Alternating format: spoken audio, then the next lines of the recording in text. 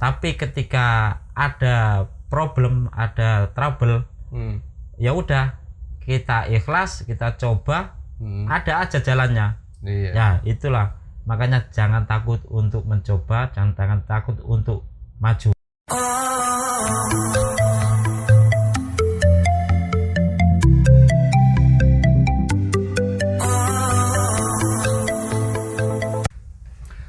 Assalamualaikum warahmatullahi wabarakatuh. Nama saya Arman Sadiki Narahap. Kali ini saya kedatangan teman satu kru di atas kapal. Coba introduce lah. Oke, perkenalkan, nama saya Miftahul Arif, biasa dipanggil dengan Gibril. Itu adalah nama beken, ya biasa nama sosmed atau panggilan lah. Jabatan ya? Jabatan saya sebagai electrician. Oke. Ini asal mulanya jabatan di atas electrician ada nggak sejarahnya lah? Kalau tiba-tiba langsung jadi electrician gitu. Untuk sejarah kenapa bisa sampai jadi electrician, saya sebenarnya mulai layar itu mulai dari nol, bener-bener dari nol. Maksudnya dari nol tuh gimana? Jadi awal mulanya saya diajak layar di Takbut. Bermula waktu itu cuman iseng-iseng dan akhirnya tertarik sebagai pelaut. Akhirnya mulailah ngambil BST. Oh, Takbut berarti belum jadi electrician dong berarti itu? Belum, di sana cuman sebagai volunteer atau pembantu. Ya, tukang sapu-sapu lah. Oh, tukang sapu-sapu ya. Nah, dari sana, karena memang sejak sebelum naik kapal itu memang basic saya itu di darat juga sebagai mekanik. Dan mekanik pun di rumah bukan satu bidang aja, jadi semuanya tak pegang. Nah, di sana banyak atasan saya yang istilahnya merekomendasikan sebagai electrician karena ada basic sebagai electrician. Iya, tapi kan kalau di Takbut berarti jadi volunteer itu. Iya. Nah, abis dari volunteer tuh jadi naik jabatan tuh apa duluan? Ya setelah dari Takbut saya harus ngambil rating atau istilahnya kalau zaman dulu ATTD lah. Oh, ANT dasar lah Ya, namanya kan. dasar. Nah, setelah itu mulailah saya masuk di perusahaan ini sebagai oliman selama 2 tahun, dan tiap kali saya join kapal, beda kapal itu ada atasan yang selalu pengen promote, ya mungkin ngelihat keseriusan kerja lah mungkin. Nah, sana akhirnya setelah 2 tahun di kapal kontainer itu mulailah dipromot jadi mandor. Oh, berapa lama tuh dari oiler terus ke mandor gitu? Dalam kurun waktu 2 tahun. 2 tahun ya, termasuk lumayan cepat juga ya. Ya. Jadi oiler langsung mandor gitu. Ya, setelah jadi mandor, setelah itu setahun lagi, nggak sampai setahun sih, 6 bulan itu 6 bulan sebagai mandor ditawarin. Mau nggak jadi electrician? Ya saya jawab, tunggu nanti Pak, masalahnya kalau saya cuma 6 bulan jadi mandor, pengalaman mungkin kurang. Jadi saya habiskan masa kontrak sampai setahun, kemudian saya ditelepon lagi suruh naik sebagai electrician. Oh, jadi mandor berapa lama kemarin mandor? Setahun ya? Setahun 2 bulan. Setahun 2 bulan langsung naik, langsung nunjuk jadi electrician gitu. Iya. Kenapa pengen jadi electrician? Kenapa nggak sekolah gitu jadi masinis lah, kan backgroundnya kan karena mesin kan? Ya. Nah, jadi masinis saja. Kenapa nggak jadi masinis saja? Malah kok lari ke mandor electrician ya? Kalau mau sekolah lagi ya mungkin itu pertimbangan yang sangat berat ya. Kalau dihitung-hitung kan dari segi umur. Oh, iya. Kalau umur kan sudah sekarang itu 38. Seandainya sekolah ngambil 5, nantinya jadi masinis ke 4, itu mungkin butuh waktu lama. Makanya saya ambil jalan pintasnya sebagai electrician.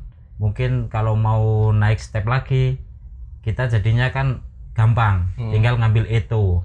Oh iya sih. Oh, saya tahu ini kayaknya karena electrician itu memang langsung cepet, gajinya langsung gede juga kan. Ya itu. Kalau daripada dari awal olimen pas sekolah masih olimen lagi ya kan. Itulah alasan kenapa ngambil electrician.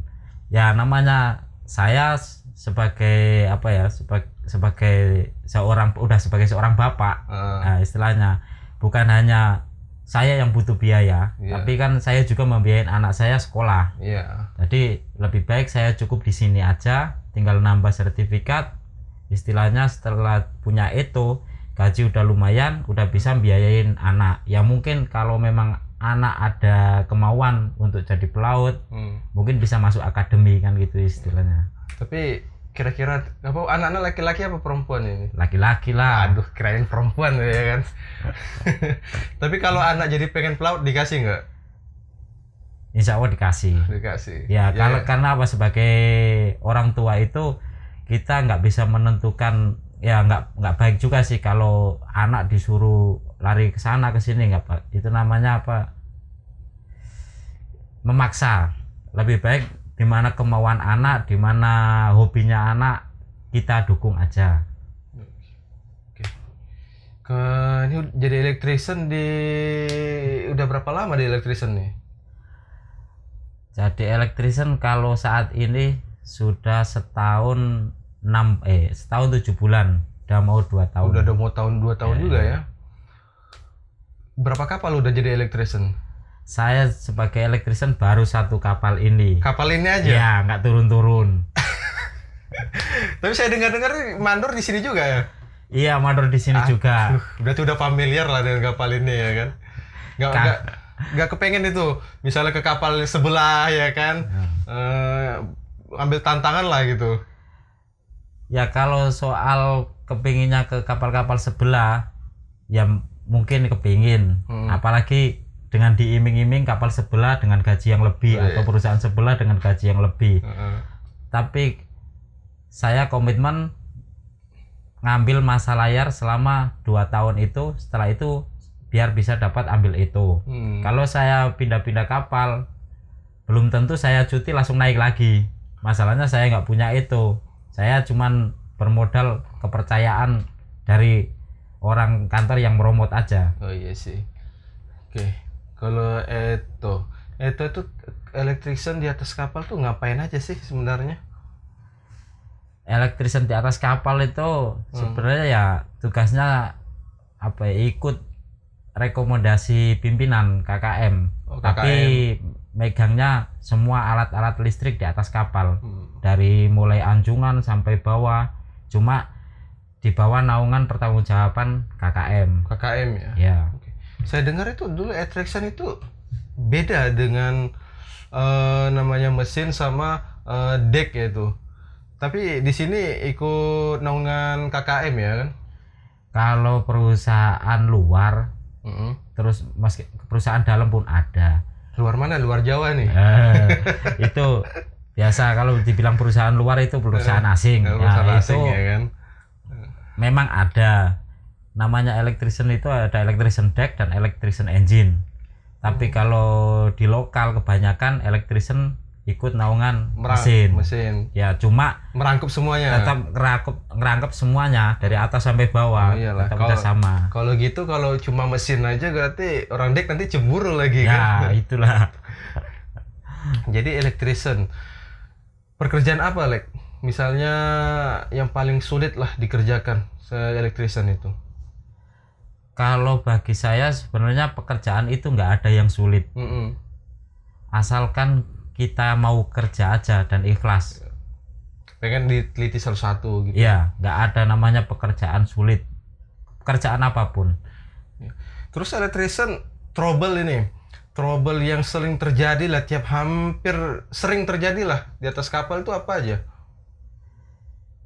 Ya kalau trouble sih apa ya, kalau di kapal ini yang sering ini CO2, karena CO2 kita itu menggunakan profession, jadi dia butuh pendingin karena CO2 kita pakai tabung gede. Biasanya setahu saya tuh kalau memang sih saya lihat ini CO2 di kapal ini kan pakai tabung, biasanya cuma pakai botol banyak-banyak gitu, ini cuma satu tangki tapi gede gitu kan. Ya. Itu yang susahnya apakah cuma ya seperti biasa apa bedanya? Perbedaannya kalau tabung yang kecil-kecil itu nggak butuh pendinginan. Dia cuma butuh perawatan fisik aja yang luar. Tapi kalau yang pakai tabung gede itu sama kayak halnya tangki-tangki LPG, yang kapal-kapal tanker itu. Jadi dia itu semacam didinginkan, dijaketin sama sistem pendingin, dan sistemnya itu ada di dalam tabung itu, nggak bisa dibuka. Terus kalau misalnya kan pakai pendingin tuh, kalau pendinginnya tiba-tiba lah nggak dingin gitu, apa yang terjadi? Kalau dia nggak dingin, dia pressure-nya akan naik. Nah, terus? Nah, di situ akan ada berapa kilo, berapa MPa, dia pasti akan ngerilis. Cuma ngerilisnya dia sebenarnya itu ngerilis pada safety valve-nya. Kecuali kalau nggak ada pendingin dia bisa keluar otomatis gitu. Iya, kecuali ketika valve di line tertentu itu terbuka. Kalau valve di line tertentu itu terbuka atau di line outputnya terbuka yang mengarah ke ruangan-ruangan tertentu di atas kapal itu, maka akan habis semuanya. Dan itu harganya lumayan lah. Ya. Bisa langsung diturunin ya. Udah lewat KKM, kapten, elektrisiannya mungkin udah lewat turun off. Berarti ya itulah salah satu pendingin itu ya tugas elektrisian juga kan? Ya. Termasuk kayak AC gitu. Ya, istilahnya di samping alat-alat listrik juga pegang mesin pendingin. Satu lagi lah terakhir ini. Keluh kesah kalau jadi elektrisian itu apa sih? Yang paling yang dikesalin, terus keluhnya apa gitu? Apa ya? Keluh kesahnya sebagai elektrisian mungkin ini ya. Sebagai elektrisian di kapal, ini pertanyaannya mungkin sebagai elektrisian di kapal dalam. Ya kan? Kapal dalam nih, karena kita lagi di kapal dalam kan? Kapal dalam.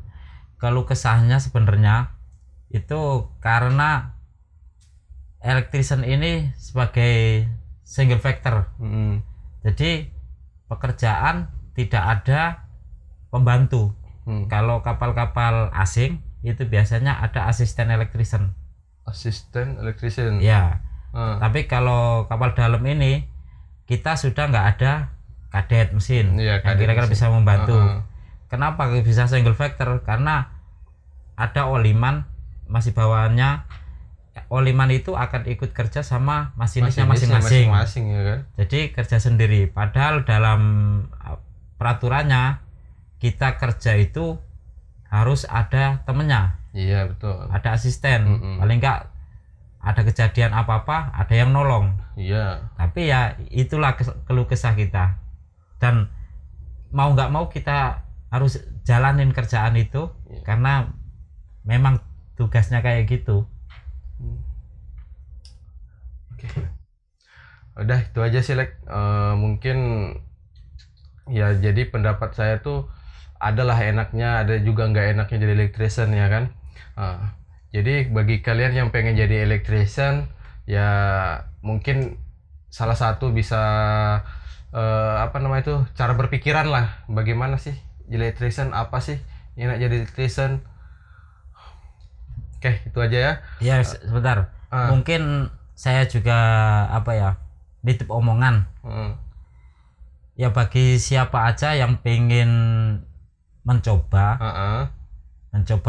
untuk berkembang istilahnya, jangan takut untuk mencoba dan jangan takut gagal. Iya. Semuanya harus dicoba dulu. Semua pasti ada jalannya. Iya, betul tuh. Jadi kadang-kadang banyak kan orang itu belum coba udah takut, males lah, cari amannya sendiri gitu. Padahal kesuksesan itu pasti ada ujiannya gitu kan. Jadi kita coba dulu baru ya barulah kita tahu sukses aja tuh gimana. Ya itu padahal yang saya rasakan itu, dan saya sebagai selama jadi elektrisian itu belum pernah ada, ini bisa dicatat, saya belum pernah punya pengalaman sebelum-sebelumnya yang ada di kerjaan elektrisian. Tapi ketika ada problem, ada trouble, ya udah kita ikhlas, kita coba, ada aja jalannya. Iya. Ya itulah, makanya jangan takut untuk mencoba, jangan takut untuk maju. Sip. Mantap itu, sangat bermotivasi sekali itu kayaknya. Oke, mungkin ada lagi yang mau disampaikan ini? Ya udah cukup lah. Oke, jadi itulah ya kan tadi salah satu keluh kisah dan motivasi lah buat kalian pengen jadi electrician. Dan jangan lupa lah ya kan subscribe dulu lah ya. Oke, assalamualaikum warahmatullahi wabarakatuh. Waalaikumsalam warahmatullahi wabarakatuh.